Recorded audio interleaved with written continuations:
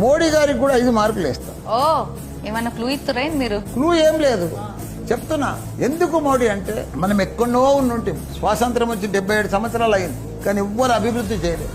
కానీ ఇప్పుడు మనం ఆర్థికంగా ప్రపంచంలో 3వ ర్యాంకులో ఉన్నాం, 3వ స్థానంలో ఉన్నాం.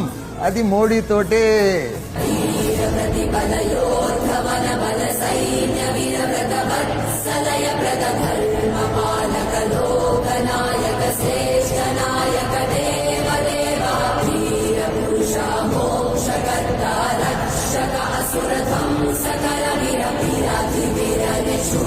శౌర్యాన్ని ధీరాది ధీరాన్ని రక్షాది రక్షాన్ని శౌర్యాన్ని శౌర్యాన్ని